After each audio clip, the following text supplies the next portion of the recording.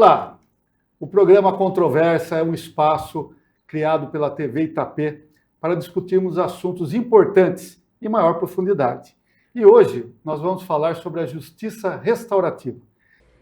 Olá, eu sou juiz de direito da Vara da Infância e da Juventude de Itapetininga e é com alegria que participamos deste programa, através deste vídeo, para falar um pouco do núcleo da justiça restaurativa que temos em nossa cidade já há mais de 6 anos.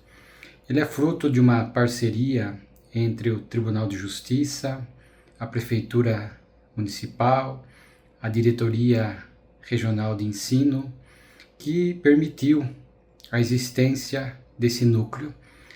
Vários atos normativos do Conselho Nacional de Justiça e do próprio Tribunal de Justiça fazem este convite às comarcas, aos magistrados, para que haja um núcleo dessa natureza. Estamos com facilitadores presentes aí no programa, que certamente falarão com muita propriedade a respeito do que significa a justiça restaurativa. Esta forma diferente de olhar para si, para o próximo, para as relações sociais, para os conflitos, trazendo valores de empatia, de pacificação, de respeito, de escuta amorosa. Essas pessoas, os facilitadores que fazem cursos, são 2 cursos ao menos, para poderem estar trabalhando, desenvolvem, aprendem esses valores e técnicas a fim de que possam colaborar nas mais variadas instituições, nas mais variadas demandas que vão surgindo do convívio pessoal. Nós temos parcerias hoje, na atualidade, com a Penitenciária 1 e 2 de Itapetininga.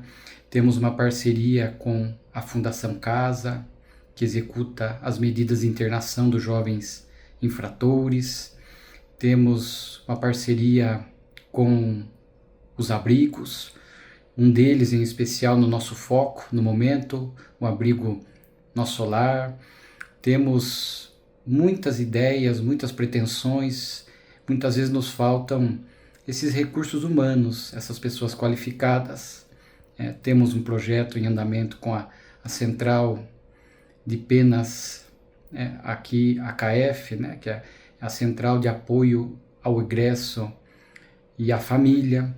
Já trabalhamos com escola estadual, já trabalhamos com moradores de rua, trabalhamos com violência doméstica. Então, aqui só para termos uma noção de realmente quão grandiosa é e o tamanho da potência da justiça restaurativa, a fim de que possamos atuar, como dito, nessas e em outras demandas. O nosso núcleo está aberto para quem queira conhecê-lo, visitá-lo, queira se inteirar dos cursos, o curso de Introdução de Justiça Restaurativa, e quiçá no futuro, após esse primeiro curso obrigatório, poder se tornar um facilitador, a fim de que possa trabalhar nessas demandas. Estes segmentos, esses locais que nós trabalhamos, os facilitadores lá vão, fazem um trabalho com a equipe, com os profissionais que lá atuam, mudando um pouco a perspectiva, a forma como olha, no caso da penitenciária, o próprio preso, a Fundação Casa, o próprio infrator, no abrigo, o acolhido, em outras áreas que nós já passamos e ainda vamos abraçar no futuro, sempre trabalhando com aqueles funcionários, com a equipe que lá está, porque é uma mudança de paradigma, é uma forma diferente, é uma forma de se colocar mais proativo, a fim de que possam trazer valores, perspectivas, alternativas, para que qualquer tipo de conflito, qualquer tipo de desafio possa ser solucionado dentro dos valores que nós apresentamos. De forma que fica aí este convite. Trabalhamos após a equipe de cada local, trabalhamos com os envolvidos diretamente, com os reeducandos, com os infratores, com os acolhidos, né, com aqueles que são assistidos, com os alunos quando trabalhamos nas escolas, enfim.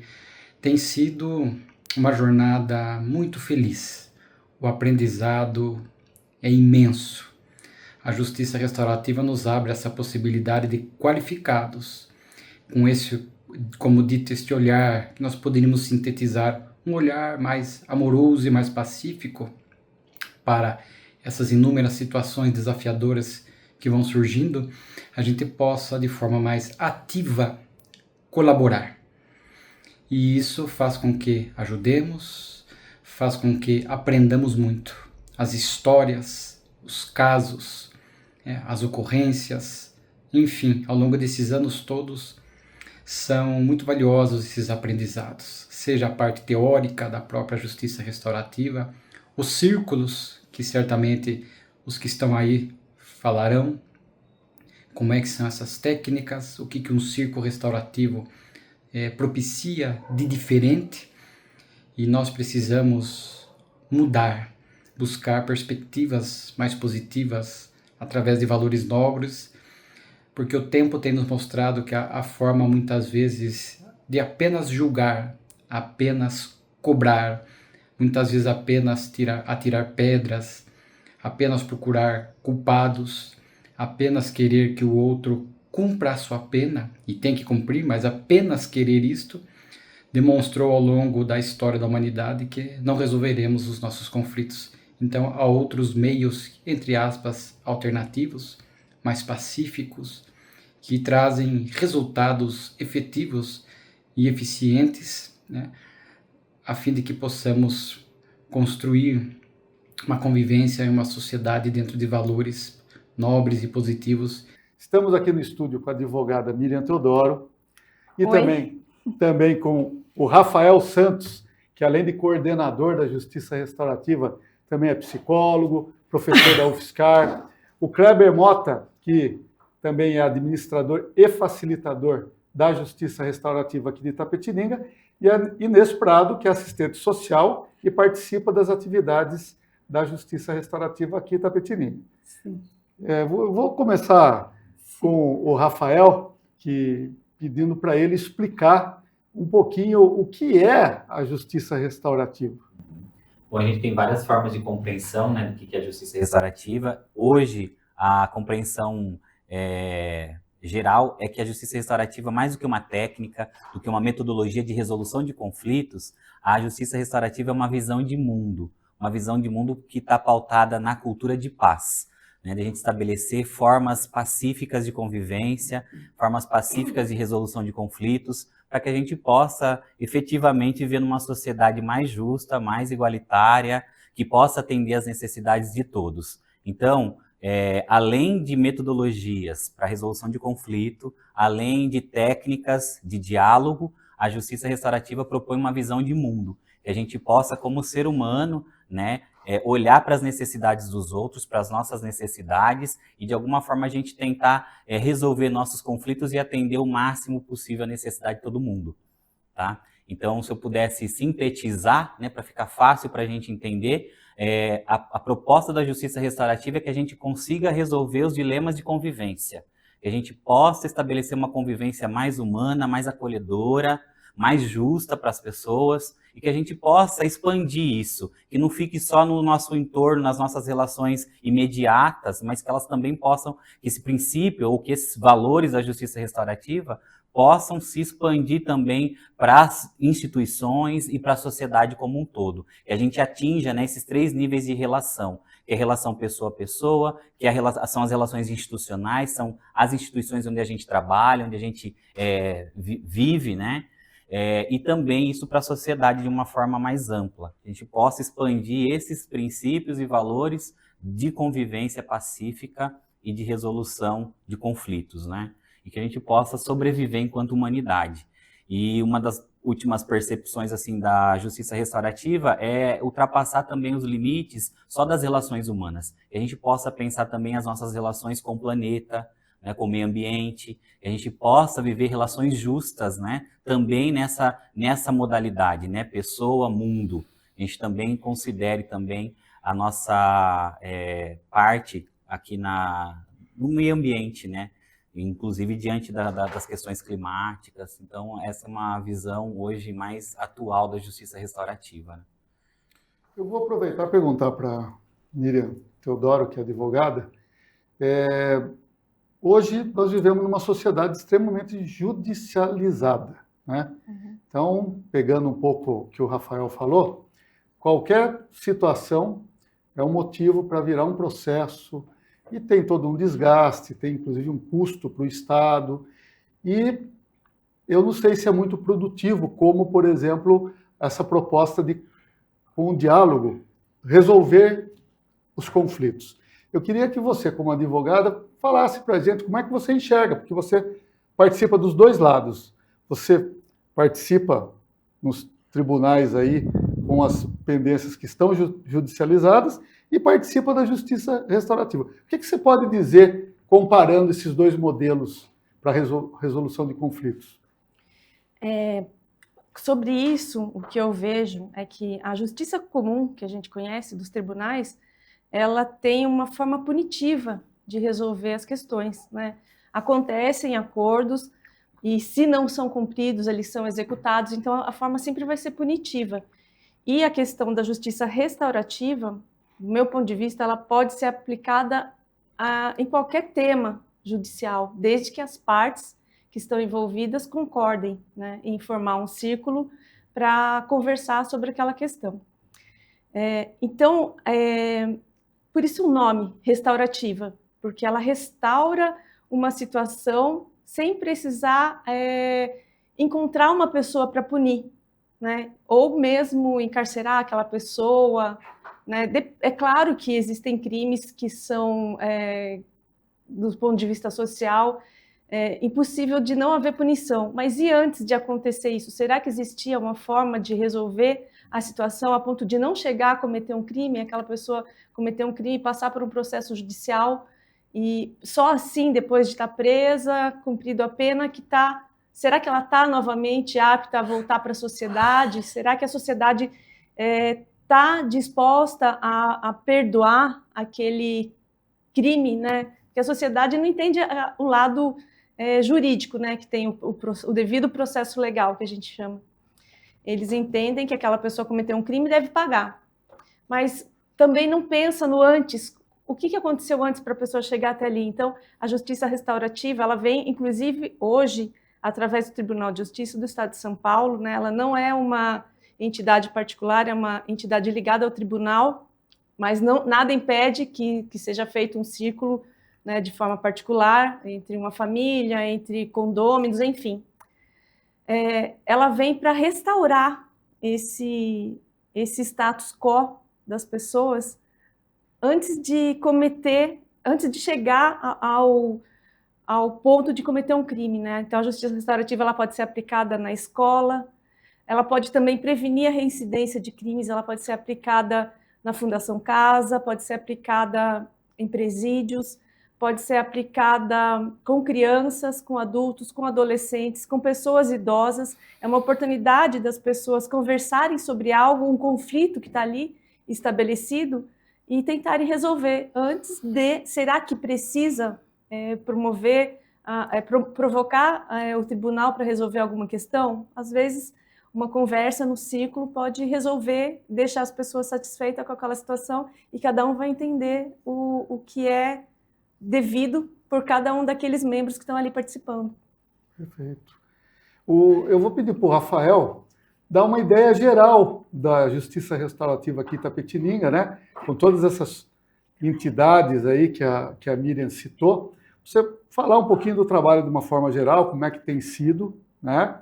E se você tiver algum caso interessante dentro dessa vivência que você tem, para você compartilhar com a gente aqui no programa. Então, hoje, Edmundo, a gente tem feito um trabalho conjunto, junto com algumas entidades parceiras, que são as 2 unidades prisionais, a Fundação Casa e mais o Abrigo, né, que a gente tem trabalhado. Também com o Movimento Jovem, que a gente tem esse trabalho, e há um tempo atrás a gente trabalhou junto com as escolas. o trabalho nas escolas ele foi muito importante porque com relação ao bullying, que hoje a gente vê tanta coisa acontecendo hoje com o bullying sobre jovens, homicídios, né? Então, há um tempo atrás foi feito um trabalho, se não me engano, com a escola, o Rafael vai poder explicar melhor sobre isso, onde se evitou que algo de grande acontecesse até com a escola por causa de bullying. Quer dizer, foi feito um círculo lá, dentro dessa escola, e conseguiu-se que uma situação, até que estava chegando a um ponto meio grave lá, fosse resolvida simplesmente pelo círculo de conversa, que é essa metodologia que a gente trabalha. Dentro das unidades prisionais, que a gente trabalha com essa metodologia, ele tem surtido muito efeito.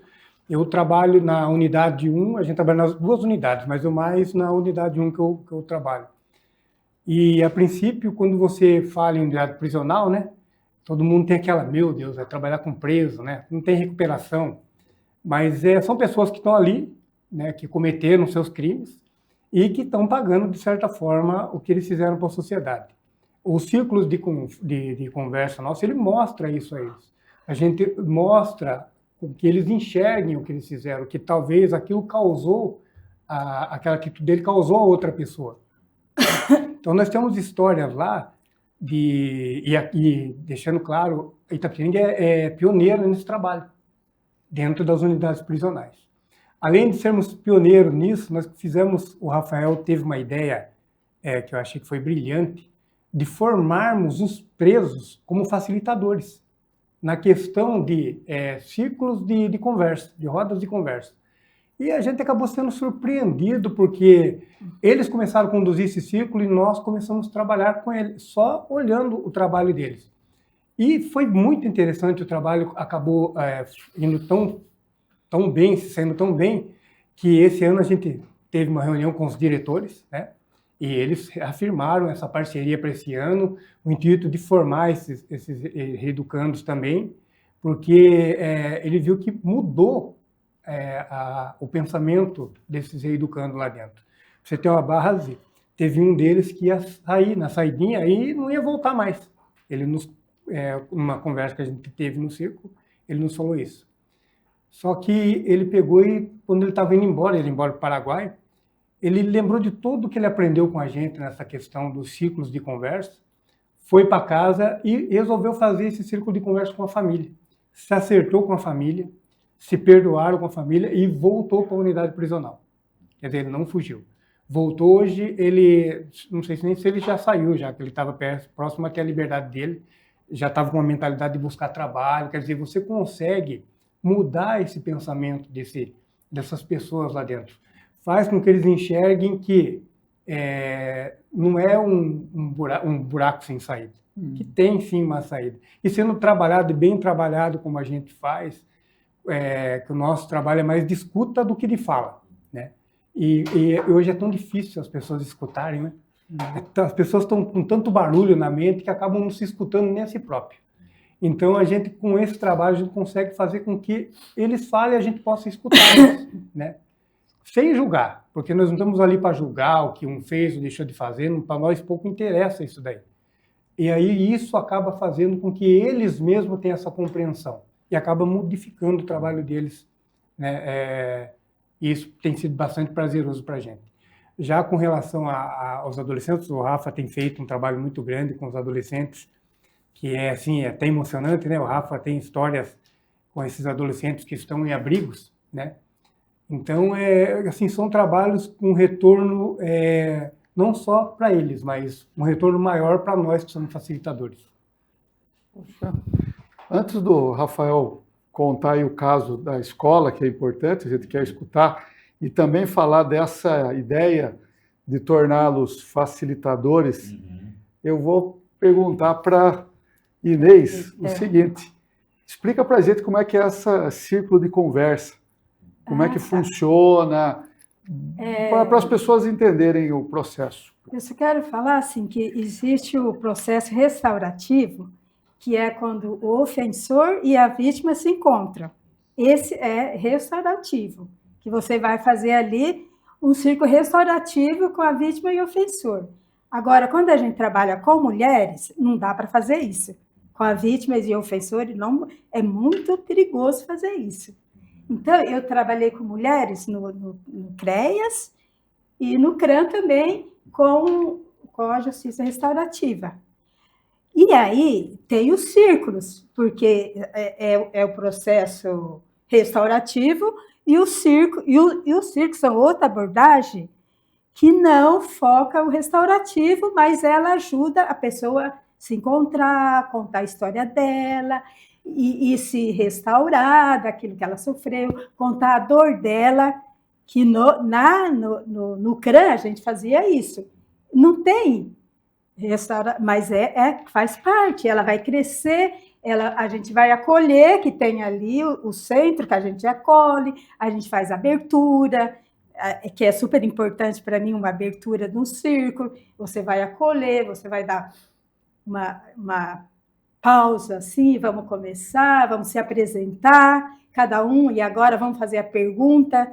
Tem as perguntas são super importantes para focar no círculo, no tema que a gente vai escolher para trabalhar o círculo. É um tema. Então, você pega uma pergunta para fazer a história, são ou uma ou duas, sabe? E depois que a pessoa vai lá, ela vai contar a história dela. Cada um fala com o bastão da fala, todo mundo se respeita, e também tem os valores ali, que faz parte, antes da história, tem os valores, os princípios, o que vocês vão querer falar, que guarda aqui. Eu quero sigilo, respeito, amor, tudo entra no centro aqui, ó. É amor, não sei o quê, tem os crachá, tudo vem com os seus crachá. Então, todo mundo se conhece, que vem com os crachá. E aí, a gente vai ouvir as histórias. Todo mundo ouve, cada um vai ouvir a história um do outro. E são histórias muito dolorosas de violência doméstica. E eu trabalhei no CRAS e no CRAM. São histórias muito dolorosas que a gente tem que ir lá escutar quando é violência doméstica. E mesmo no presídio, que também é círculo, não é restaurativo, mas é círculo, que não tem ali já é uma outra abordagem no presídio. No CRAM são as vítimas. E lá no presídio são os que cometeram os crimes. Eu achei interessante que eu tive essa experiência no P1. E aí teve o Ricardo, que ele contou a história dele. Eu achei tão interessante que eles foram instruídos para fazer o círculo. Ele fez o círculo e aí ele preparou. Mas eu achei tão emocionante que ele contou a história dele e ele contou a história dele e da infância dele, que ele sofreu com o pai dele. Mas assim, eu me emocionei, que ele chorou, porque homem não chora. Ele chorou, e eu fiquei tão emocionada que falei, puxa, que maravilha de pessoas que estão ali. Eu nem sei o que ele cometeu lá, mas ele estava ali, a gente estava acolhendo ele. E aí, no final, no meio do círculo, o Kleber estava junto, ele recebeu a notícia de que ele ia para o semiaberto. Ele ficou super feliz, agora eu vou para o semiaberto. Então, ele saiu, parou o círculo, né? Parou o círculo, já estava no fim, parou o círculo lá e foi receber a notícia que ele estava indo para o semiaberto. Isso aí foi tão feliz para mim, eu fiquei tão emocionada dele preparar o círculo com todo carinho. Eles preparam mesmo. Foi assim, preparam, que tem que ter essa preparação, senão assim, não conduzir, né? Para facilitar. Eu vou perguntar para o Rafael, né? Antes mesmo dele contar o que foi evitado na escola, que a gente quer saber, mas sobre essa experiência de tornar facilitador o próprio preso, né? O que você conta para a gente, que você observou, os resultados que vocês tiveram nessa atitude? Então, a gente trabalhou por 6 meses, né, com um grupo ali de pessoas, um presídio, e aí, depois desses 6 meses, a gente pensou o que nós vamos fazer, qual que é o passo que a gente vai dar, né, no sentido de ampliar ou de manter aqueles avanços que a gente tinha alcançado. Então, eu fui num encontro, né, com a Kay Pranes, que é uma das idealizadoras, né, dos processos circulares, E ela falou, é perfeitamente possível que a gente forme as pessoas no presídio para elas serem facilitadoras também, para que elas possam, depois de um tempo ali de experiência passando pelos processos circulares, né, que elas possam elas conduzirem esses círculos de diálogo. Então eu voltei de lá com essa ideia, né, e propus para o grupo gestor aqui da Justiça Restaurativa para a gente trabalhar, fazer essa formação com aqueles que já tinham passado pelos círculos conosco. Então eles já tinham a experiência, já sabiam mais ou menos como funcionava, né? E aí eu sugeri então que eles pudessem receber uma formação como a gente recebe, né? Para ser facilitador. Claro que é uma formação específica, porque a gente recebe formação para facilitar círculos de conflito também, né? E eles receberiam uma formação parcial para trabalhar com círculos de diálogo, conduzindo esses círculos, né? Desde a elaboração do roteiro, né? Da escolha das perguntas, da escolha do tema e da proposta, né? De cada encontro. E aí eles aceitaram, a gente fez a formação então com 12 pessoas, né? E aí, quando terminou a formação, eles passaram a conduzir os círculos. Então nós ficamos mais 6 meses com eles, participando dos círculos que eles elaboravam. Então eles faziam todo o preparatório, né, para o círculo, e eles conduziam e a gente ia como participantes ali, para vivenciar aqueles círculos com eles. E a gente foi surpreendido porque, né, uma das histórias o Kleber já contou aqui, né, e outras histórias assim da mudança, da transformação que foi para essas pessoas, né, conseguirem entender primeiro a si mesmas, suas histórias, entrarem em acordo com o passado, muitas vezes tomar consciência daquilo que não tinha consciência, do quanto as suas atitudes impactavam a própria vida, impactavam a vida dos outros, e mais do que um processo assim também que parece que fica sendo uma coisa meio que expiatória, que não era essa a nossa proposta ali, né, de que eles ficassem ali só se culpando, né, mas nossa proposta era que eles realmente se tornassem seres humanos melhores, seres humanos que realmente tivessem consciência do impacto que é estar vivendo na sociedade e o impacto das suas atitudes afetando a vida de cada uma que está no entorno, né?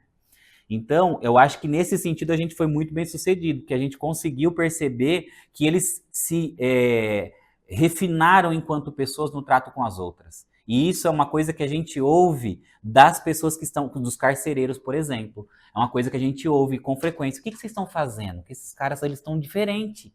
Eles estão apresentando uma conduta diferente aqui dentro. O que é esse tal desse processo circular? O que é essa justiça restaurativa?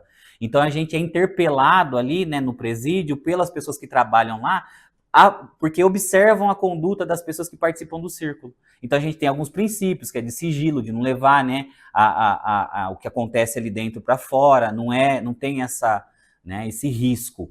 E então eles se sentem à vontade e realmente acho que toca profundamente, né, na vida de cada um deles, a ponto de produzir essas mudanças assim que parecem sutis para nós que estamos de fora, né, mas que na verdade para eles duraria talvez um processo de muitos anos, né, e isso é intensificado e é reduzido, em pouco tempo a gente consegue perceber essa mudança, né, no olhar, na escuta, na percepção do outro, né, do considerar o outro. Então, depois eles fizeram um relato pro diretor da penitenciária, né, e o diretor ficou espantado, assim, né, o quanto que eles trouxeram, assim, de mudanças, de impacto que eles sofreram a partir dos processos circulares, né, sem entrar em detalhes do que tinha acontecido, mas o impacto pessoal que eles receberam a partir dessa proposta.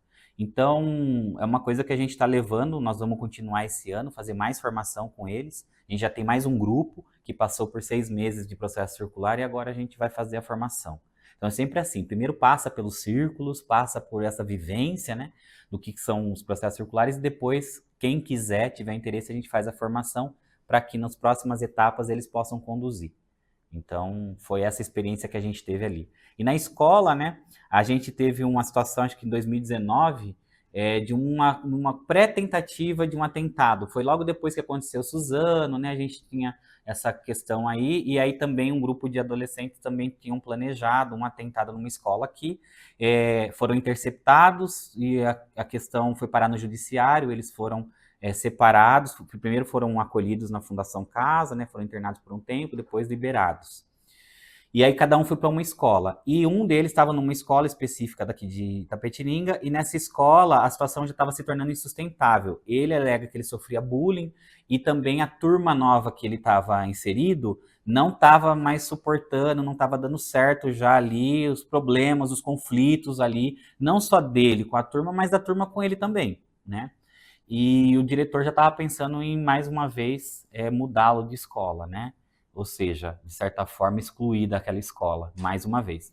E aí o problema, né? Daí é para outra escola o problema. Exato. Então a gente foi chamado para trabalhar com justiça restaurativa nessa sala específica. Não trabalhar individualmente, né, mas com a sala e aí com a presença também de pessoas da gestão, diretor, professores. Então os círculos eram com os alunos e também com alguém da escola, né, ali da gestão.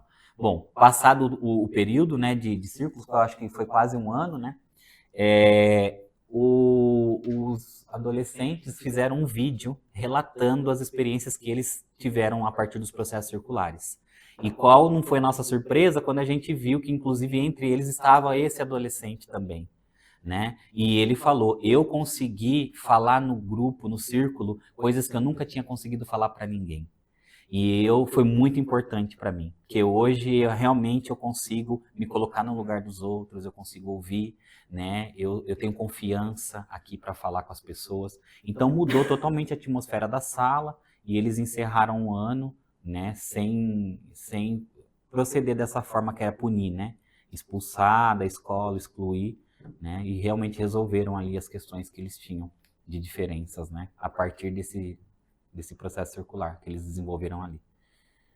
Muito bem. É um caso preventivo, né? Além de vocês trabalharem com a pessoa do presídio, uma prevenção que é o melhor remédio, né? Sim. Miriam, eu queria saber como é que o setor judiciário está recebendo a justiça restaurativa, como é que o pessoal que trabalha normalmente com esse trato de conflito tradicional da judicialização, como é que está enxergando esse trabalho que vocês estão fazendo? Aqui em Itapetininga, a gente ainda está no início, né? A gente faz esses trabalhos nessas instituições, mas sem envolvimento de ações que já estão se processando no judiciário, né? São trabalhos de construção de paz, né, aqui em Itapetininga. Mas em alguns tribunais, né, alguns fóruns, algumas comarcas, elas têm uma possibilidade de o promotor viu aquele caso, esse caso aqui dá para ir para a justiça restaurativa, não precisa seguir no judiciário, pode mandar para a justiça restaurativa. Então, aqui em Itapetininga ainda não tem, que é tudo muito novo ainda, né? Mas futuramente, provavelmente tem, eu acredito, né? A tendência vai ser essa, da justiça restaurativa, fazer parte de uma forma que descongestione o tribunal, né, e resolva de uma forma pacífica aquela questão que é possível resolver. No momento, são apenas alguns ramos de conflitos que são tratados pela justiça restaurativa. Eu gostaria só que você informasse para a gente ter conhecimento o que hoje é trabalhado na justiça restaurativa e o que não está dentro dessa esfera nos casos judiciais. Aqui em Itapetininga a gente não tem, então eu não tenho essa experiência para falar, né, sobre a questão do que está sendo tratado no tribunal. Mas eu acredito que brigas entre vizinhos seja possível, por exemplo, resolver num círculo, né? Acidente de trânsito sem vítimas também seja possível resolver num círculo. Contratos de locação, né? Tem diversas, pensão de alimentos talvez seja um caso que a justiça restaurativa também consiga, né, guarda e visita de filhos. Violência doméstica. Violência doméstica, né, como a Inês tinha falado, é mais complicado por conta de colocar frente a frente o agressor e a vítima, né? Até por conta da questão da Lei Maria da Penha ter a medida protetiva, então tem que ficar afastado. Mas muitas questões são possíveis de resolver no círculo sem ir para a justiça, terminar, né, ali com uma condenação, com uma punição. Eu acredito que Itapetininga em breve vai ter essa possibilidade também. Eu só queria lembrar, assim, que no início, né, da justiça restaurativa havia essa fala também, que era muito frequente, que tipo de caso a gente pode enviar para a justiça restaurativa, que tipo de caso a gente não pode. E aí havia um certo consenso de que a gente não poderia enviar casos de natureza muito grave ou que tivesse crimes contra a vida, por exemplo, para a justiça restaurativa. Até certo ponto isso foi real, mas a gente tem uma experiência, por exemplo, da África do Sul, né, que está registrada num livro, né, que chama Estarão as Prisões Obsoletas? É um livro da Angela Davis. E ela relata, esse caso é amplamente conhecido, foi divulgado pela mídia, se você colocar num buscador da internet, você vai achar. Chama Caso MBL. MBL era uma jovem que foi assassinada no período do Apartheid na África do Sul por 2 caras, né? Ela acabou indo para um lugar com uma amiga, num gueto, e aí ela acabou tendo alguma confusão e ela acabou sendo assassinada. E os pais dessa jovem passaram por sessões, né, de conciliação e resolução de conflitos, e aí, depois de um tempo, eles se aproximaram dos assassinos da filha, né, e inclusive eles correram o mundo, né, porque eles eram empresários de multinacional, né, e correram o mundo relatando essa experiência de reconciliação com os assassinos da filha, né. Então, o caso está amplamente divulgado, tem muitos registros na internet. Quem colocar caso MBL vai achar esse caso lá de resolução de conflito, no caso de crime contra a vida, a partir da justiça restaurativa, né? Então, a gente tem essas experiências também. Claro que, como a gente ainda tem um processo ainda longo a percorrer com a justiça restaurativa aqui no Brasil, a gente ainda não tem essas experiências de crimes mais de natureza grave, né? Mas a gente pode entender que a justiça restaurativa, ela sendo utilizada da forma correta, acredito que dá para a gente tratar desde os de natureza leve, né, crimes de natureza leve, até para outros crimes assim mais graves, crimes contra a vida e tal. Depende de como vai ser feito, né? Não no sentido de também não punir, no sentido de não dar uma resposta, né? Não oferecer uma resposta, mas no sentido de promover uma restauração do tecido social, porque quando há um crime de natureza grave, o tecido social é rompido, né? As pessoas todas são afetadas, direto ou indiretamente por aquilo, né? Algo que choca, né? A opinião pública e todo mundo. Então a gente precisa também pensar em qual que é a resposta que a gente vai dar para a sociedade também, no sentido de que evitar que aquilo ocorra novamente. Mas para a gente evitar, a gente precisa reparar esse tecido social que foi rompido, nessas relações, né, de confiança, de ajuda mútua, que foram totalmente rompidas a partir do cometimento de algum crime, né? Então a gente precisa pensar também essa possibilidade, que não só dá uma resposta enquanto justiça, mas também enquanto sociedade, né, reparar essas relações que foram rompidas ali. A base da justiça restaurativa, né, como o próprio nome diz, é restaurar, né? Então, tanto essas questões mais complexas, né, que envolvem, que a sociedade requer a punição do criminoso, não que ele não vá ter a punição devida pela justiça, mas restaurar a situação, né, trazer a comunicação ali que é feita no círculo, ela promove uma cultura de paz. Então, é esse o objetivo, né, se for colocar um caso grave ali para facilitação, né, num círculo de justiça, num círculo de paz, num círculo restaurativo, para promover a cultura de paz, né? Aquela pessoa, ela vai pensar, por que eu fiz isso? O outro vai pensar, por que ele foi fazer isso com um filho meu, né? Então, assim, é complexo, é bastante complexo, coisa que só a comunicação vai poder transpor essas barreiras sociais, inclusive, para promover no futuro, quem sabe, uma sociedade mais justa. Sim, um problema bem amplo, né? Não é só uma questão judicial, é uma questão social, né? Sim, era aquilo que você estava... E de cultura, né? Principalmente. Eu ia perguntar para o Kleber o seguinte, muito importante você ter citado e o Rafael ter contado a história da escola, que é uma questão preventiva, né? Que vocês estão trabalhando. Kleber, hoje, por exemplo, para conseguir ampliar esse trabalho de vocês, é possível envolver mais escolas, mais entidades, onde se evitaria um conflito, como foi o caso dessa situação que o Rafael contou? Então, nós estamos trabalhando com 12 facilitadores, aproximadamente, sabe? E a gente sempre vai nessas unidades em 3, nunca é sozinho. No mínimo 2 pessoas, né, que a gente trabalha. Quase que a maioria dos facilitadores são voluntários. São pessoas voluntárias. Não tem nenhum recebe remuneração nenhuma para fazer isso. É um trabalho voluntário que eles fazem. Nós estamos pensando em uma nova formação, para a gente ver se a gente consegue formar mais facilitadores para poder atender mais número de pessoas. Hoje o Estado, se não me engano, ele está com um trabalho nesse sentido. O Rafael acho que pode até falar melhor nesse sentido. Eles estão trabalhando hoje quase com essa facilitação dentro da escola, com essa metodologia dentro da escola. O Rafael ele fez um trabalho muito interessante há um tempo atrás, dentro das escolas do centro, com os professores, sabe? Que eu acho que é que nem a unidade prisional. Você falou sem violência nesse estudo que o Rafa, que você citou aí, né?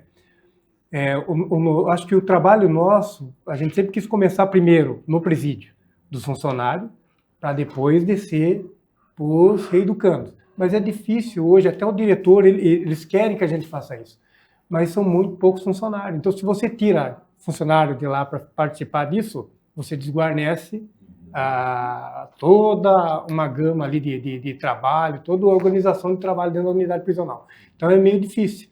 Mas ele tem esse interesse, porque os próprios funcionários hoje da unidade prisional, como o Rafa citou bem, vendo essa modificação dos reeducando lá dentro, se interessaram. Poxa, o que vocês fizeram que modificou? Poxa, nós também foram cobrar até o diretor, por que só para eles? Tem que ser para nós também. Uhum. Então, tanto é que na Fundação Casa, esse trabalho começou primeiro com os funcionários, primeiro com toda a equipe de segurança. Lá está trabalhando o Elvio, o Mosca e a Margarida, que são facilitadores. Hoje, inclusive, eles estão lá esse horário fazendo esse trabalho. Então, eles estão começando primeiro com os funcionários. E aí, no segundo semestre, esse trabalho vai para os internos da Fundação Casa. Quer dizer, esse trabalho preventivo, como foi citado da escola, ele é muito importante. Porque você, como foi dito, você acaba evitando que futuros conflitos, né, seja ele na esfera escolar, prisional ou em qualquer tipo de entidade, a justiça restaurativa pode ser aplicada em qualquer, ou no ambiente de trabalho, o Movimento Jovem aplica com os funcionários, quer dizer, você acaba, todo aquele conflito, que a gente trabalha com círculos de paz, né, de construção de paz, acabe terminando. O Rafa tem uma história legal que ele contava, de um círculo, né, Rafa, que eles faziam, e a pessoa não falava nada, né? Porque assim, ninguém é obrigado a participar do círculo. Esse é um princípio nosso. Até os próprios educandos que estão lá, a gente fala, você está à vontade aqui? Você está se sentindo obrigado? Não estou vindo por conta própria. Então, ninguém é obrigado a participar. Por isso que a questão judicializada, ela tem porque ele não pode ser obrigado a participar do processo circular. Hoje, sabe, você quer participar como uma parte da pena, você resolver esse conflito de forma da justiça restaurativa, se a pessoa aceitar, tudo bem, senão ela não é obrigada a fazer. Então, e assim também eles não são obrigados a falar. Quando o bastão fala, não quer dizer que você é obrigado a falar. De repente, quantas vezes a pessoa passa? Não quer falar. E tinha uma pessoa que o Rafa que nunca falava. Ela sempre passava o bastão, ou ela ficava lá com o bastão da fala um tempão, quieta, né? E depois que ela passava. Mas quando essa pessoa falou, né, no final, foi, quer dizer, um aprendizado muito grande. Até ela falou, nossa, falou tudo que ela não falou, ela falou tudo naquele, foi o que fechou de vez o círculo. E dentro da unidade prisional aconteceu muito isso. O reeducando não fala nada, mas quando ele se interessar em falar, da gente se emocionar com a história dele, sabe? Dele estar aprendendo aquilo, ele contar do que ele próprio reconhecer, às vezes, o que ele fez de errado, ou o trauma que levou ele àquilo, a repressão do pai, da mãe, a falta de perdão. Nós tínhamos um lá que ele queria o perdão da mãe, que a mãe não o perdoava, e a gente ficou sabendo que depois ela o perdoou e começou a escrever para ele. E a diferença que isso faz na construção da vida desse reeducando é muito grande. Tanto é que a Miriam, ela não falou, mas a Miriam faz parte da Comissão da Justiça Restaurativa dentro da OAB. de Itapetininga. Foi instaurada, a Miriam faz parte. Nós temos também a doutora Cíntia e a doutora Natália. E a Adriana? Isso, é a Adriana. E eles vão fazer um trabalho agora junto, que eu acho muito interessante, com a família dos reeducandos. Entendeu? Que é a Miriam da KF, que ela acolhe esses reeducandos quando a Cíntia é da KF, e a gente vai passar a fazer esse trabalho com a família para talvez prepará-los até para receber esse reeducando. Entendeu? Então, quer dizer, você costurando uma ponta aqui, uma ponta ali, você vai fechando de vez todas essas situações de conflito, né? E aí você consegue fazer dessa sociedade um pouco melhor, né? Eu falo que se a gente conseguir fazer um pouco só a diferença, a gente já fez a parte da gente. Perfeito. Inês, uma coisa muito interessante que o Kleber falou foi essa consciência do pessoal do presídio, que ali estava todo mundo no mesmo barco, ali o problema de todo mundo, né? Sim. E a gente percebe que normalmente as pessoas tratam o preso, né, o presídio, como uma coisa que não faz parte da vida delas. Mas essa pessoa vai sair, e pode ser um vizinho, pode ser uma pessoa que trabalha na empresa dele. Como é que você enxerga essa situação das pessoas não se envolverem com a questão de ajudar os outros a se ressocializarem, no caso, incluir uma pessoa que saiu de um sistema prisional, seja no trabalho, seja na sociedade? Como é que o que você pode dizer sobre isso? É aquilo que a gente já estava falando, da cultura de paz, da coisa do pertencimento, da comunidade acolher, porque o preso, ele cometeu um delito, mas ele vai sair e vai conviver de novo. E ele vai conviver dentro da sociedade. Quem vai ser prejudicado não é só ele, a sociedade, é a comunidade ali, em geral, também, que vai ser prejudicado. Então, interessante o que você está falando, ele sair, aquilo que a gente está falando, fazer trabalho na CAE, fazer trabalho com a família, mas também envolver a comunidade, que eu acho super importante. Nós vai receber, o pessoal que mora daqui no bairro, vai sair a escola, vamos acolher? E é o pertencimento que nós estamos falando. Uma pessoa excluída pertencimento, ele vai cometer outro crime, não vai ter, sem dúvida nenhuma, ele vai cometer um outro crime. Ninguém me acolheu e eu vou cometer um outro crime, que lá eu vou estar dentro do presídio, pelo menos eu vou ter o respeito que eles têm lá. Eles têm regras lá. Eles se acolhem, eles têm regras. Um com os outros, maior respeito, né? Eu vi isso. Então, isso é muito grave quando a gente vai falar a comunidade, o pertencimento, que eu estou falando, parar esse individualismo coletivo. Quando eu falo assim, na nossa sociedade, que a gente vê que foi surgido não era a justiça restaurativa, mas os círculos, isso já é coisa dos povos originários, que o pajé sentava, reunia todo mundo, resolvia ali, não tinha ninguém, não. E eu li o livro também da cultura africana, que ali todo mundo é visto pela comunidade.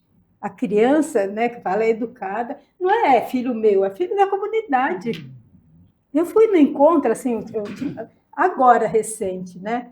E tinha indígena lá onde eu fui. Era indígena, tinha tudo, né? O pessoal do Peru. E tinha uma indígena do Amazonas, o Huiliquim, né? O Huiliquim. E a criança, olha a diferença. Uma criança, ela não falava, mas ela ia no colo de todo mundo. Ela fala, todo mundo. Aí ela fala, a nossa cultura é diferente da de vocês. Tá vendo? Assim, desde criança. A nossa cultura é diferente da de vocês. Aí tinha uma outra criança que eu fiquei assim, falei, gente, a criança está lá no colo. Eu falei, essa criança aqui todo mundo acolhe, por que você não solta essa criança? É insegurança. Olha a diferença. E eu estava vendo a mãe sofrendo com a criança, até nós estávamos numa vivência ali. Aí a moça, que também era indígena, falou, deixa a criança, assim, né? Todo mundo aqui está para acolher, então a comunidade tem que acolher, não é falar. Então isso é muito importante. Acolher o preso vai sair, nós vamos acolher ele. Olha que trabalho, juntar assim, sabe, gente? Uma grande questão essa. E quando a sociedade não acolhe a pessoa, Atualidade. a criminalidade acolhe. Uhum. Né? Isso a gente já sabe. É. É isso que eu acabei de E falar. uma das coisas que a Inês estava contando, eu lembrei, né? Tem um relato de um indígena no Canadá que ele cometeu um delito, ele foi preso. E aí foi toda a comunidade dele foi até o presídio e conversou com o delegado, falaram assim, olha, a gente quer dividir os dias de presídio com ele. Então, cada dia um vai ficar. Um dia vai ser eu, outro dia vai ser ele, outro dia vai ser ele. Cada dia um vai ficar aqui cumprindo a pena no lugar dele. O delegado não entendeu nada, falou, mas por quê? Ele falou, porque na nossa comunidade é assim. Se ele errou com vocês, se ele cometeu um crime, nós erramos com ele.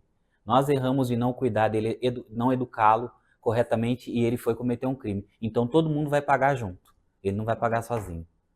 Então, tamanha é a lógica, né? Então, a justiça restaurativa, ela tem como inspiração, ela nasce, assim, na prática, nos anos 70, mas ela tem como inspiração essa cultura dos povos originários ou povos de primeiras nações, esses povos que sempre resolveram seus conflitos, né, de forma coletiva, de forma a restaurar o tecido social, de forma a manter a coesão do grupo, o pertencimento. Quer dizer, então, se a gente não aprender a fazer dessa forma, até hoje o que a gente tem de dados nos provou que o nosso sistema só punir não é suficiente para conter o efeito da criminalidade ou não é suficiente para conter a ocorrência de um crime, de um dano, não é? A gente precisa entender que outras formas de fazer para a gente resolver os nossos conflitos, né? Que não é só punição. A punição talvez é uma das alternativas, mas que a gente vê. Hoje o Brasil é a terceira maior população carcerária do mundo,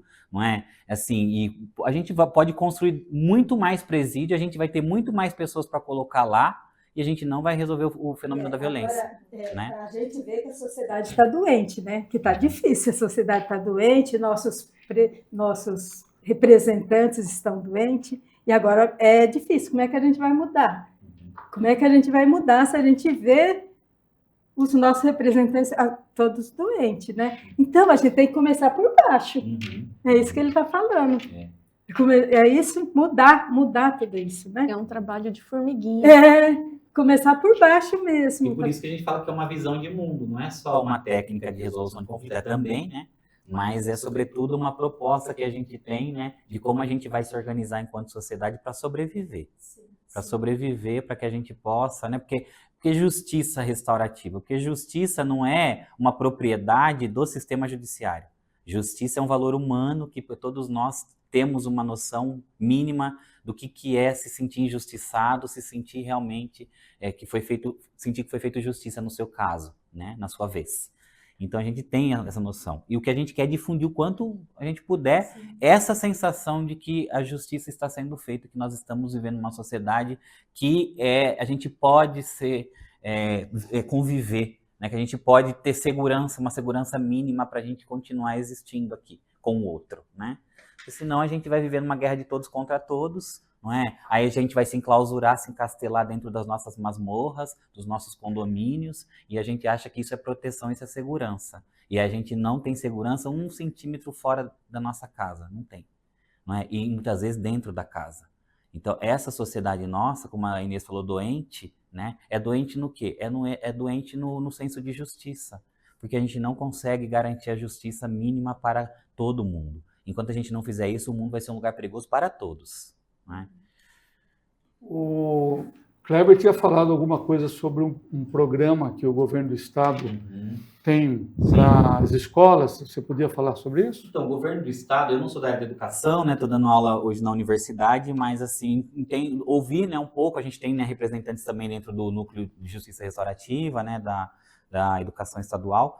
Assim, a informação que eu tenho é que existe o Conviva, né, que é um núcleo dentro da Secretaria de Educação estadual, para trabalhar os dilemas de convivência, né, os problemas de conflitos ali envolvendo alunos, né, toda a comunidade escolar, na verdade.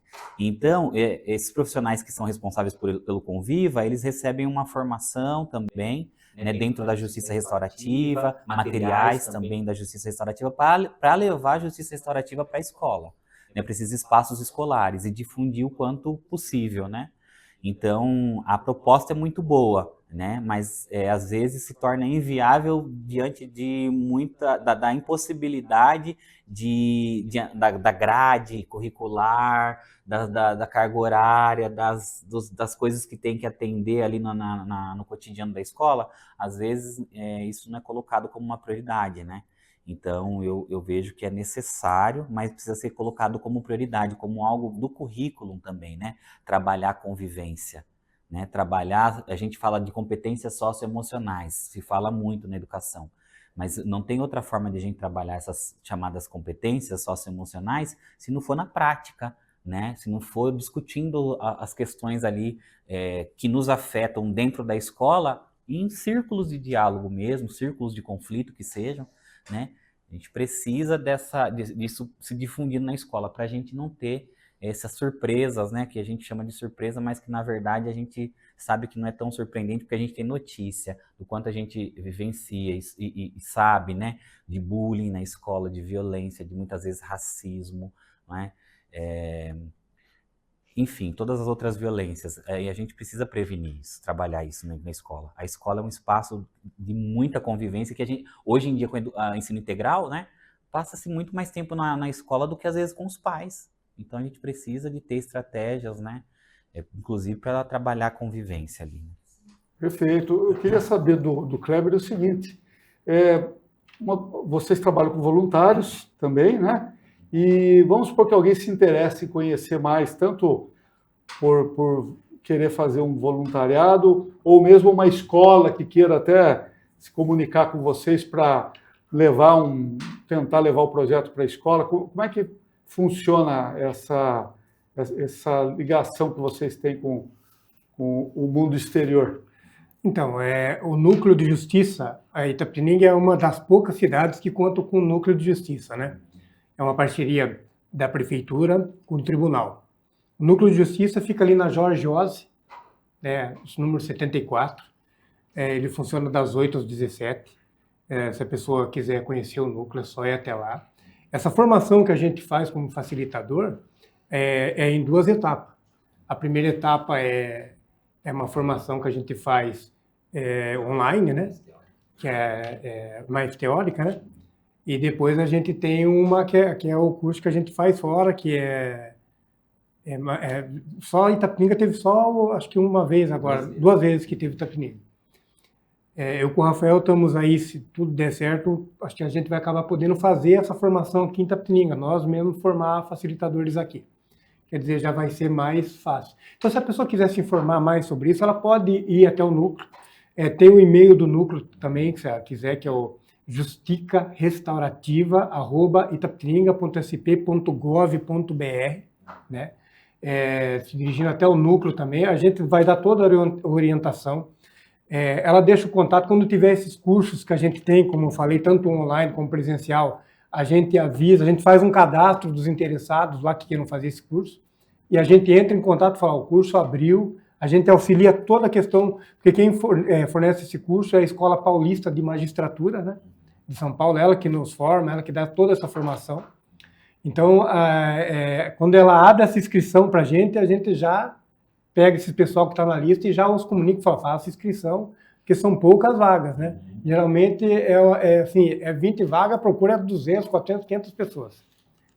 Então, a pessoa pode entrar em contato conosco, que ela no Núcleo de Justiça, que a gente está à disposição tanto para mostrar o núcleo, falar do nosso trabalho, quanto também fazer lá um pré-cadastro dela para se inscrever nos cursos. Importante divulgar, né? Sim. É um trabalho fantástico de vocês, parabéns aí. Muito obrigado. Infelizmente, o nosso tempo está acabando. Eu quero agradecer primeiro a Inês Prado, o Kleber Mota, o Rafael Santos e a Miriam Teodoro, todos parte do Núcleo de Justiça Restaurativa aqui de Itapetininga, e convidar vocês para uma próxima oportunidade de voltarem aqui, porque esse assunto, com certeza, a gente tem muito mais para falar. Sim. Tá certo? Eu vou agradecer a audiência dos nossos telespectadores e até o nosso próximo encontro.